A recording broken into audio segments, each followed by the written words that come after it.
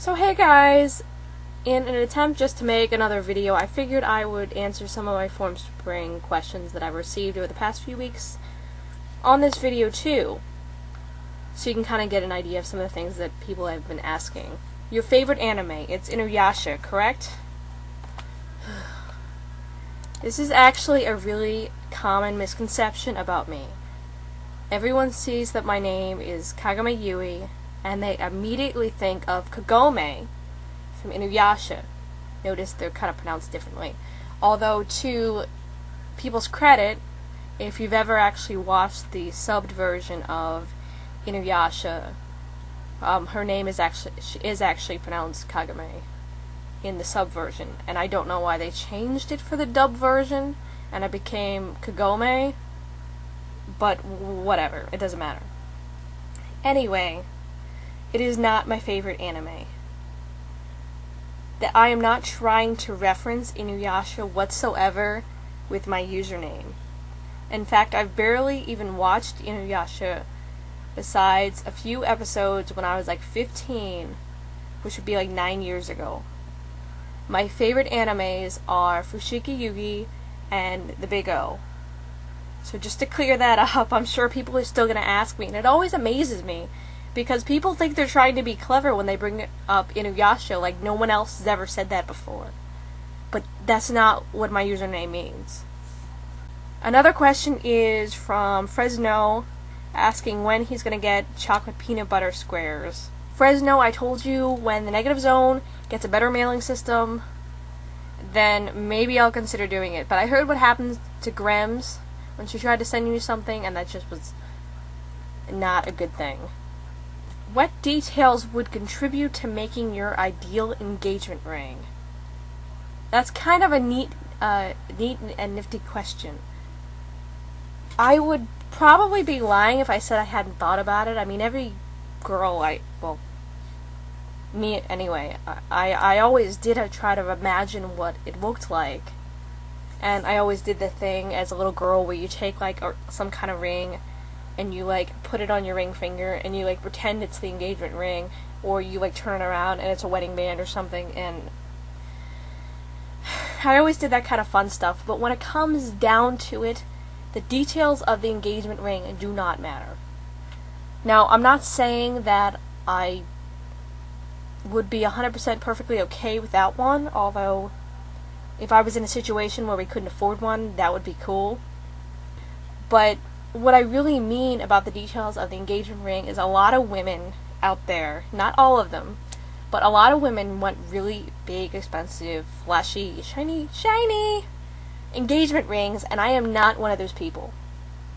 I don't need that. I don't need the bling bling and like the ice on my fingers and like this $1 million ring that weighs more than I do sitting on my finger. I don't need that. In fact, I think it's almost kind of wasteful to have a ring that costs an extravagant amount of money. To me, it's a lot more about the sentiment behind the engagement ring. But, I mean, if I was going to sit down and decide, and you said, like, Amanda, right now, you need to pick out what ring you want, I would pick something very simple but elegant. I don't really care if it's real or not. That's not really in my credentials for a ring right now, as long as it doesn't turn my finger green. Someone else asked, you're a fan of cheesecake, any kind specifically? I like all kinds of cheesecakes.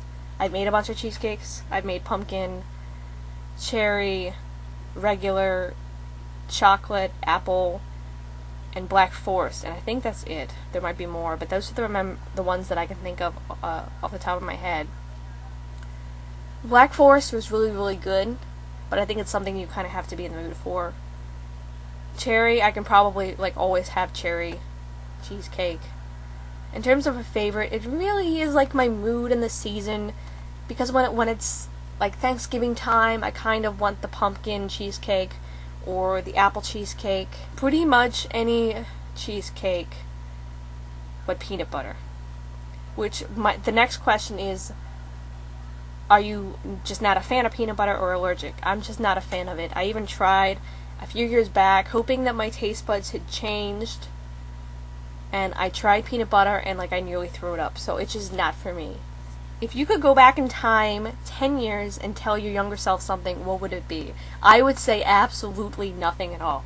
And I'm sure people probably don't believe me when I say that, but I would be so paranoid about changing something in the future, or in this case, my present, that I just would try to hide from my younger self.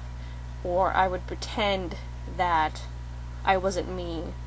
But probably I would just sit there and I would find the nearest area to hide in that's away from bugs and other things, and just really try not to touch anything and hope that somebody finds a cure, which is going to be kind of hard for somebody to find a cure if I'm in one place and I can't really talk to anybody because I don't want to move and I don't want to interfere with the past, and yeah.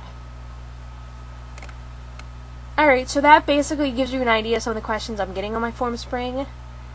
So maybe this will inspire you, maybe not. It doesn't matter either way. But if you'd like to ask me questions on my Formspring, maybe I'll answer some more of them here. I'll see you guys later. Ask questions if you want. So, later.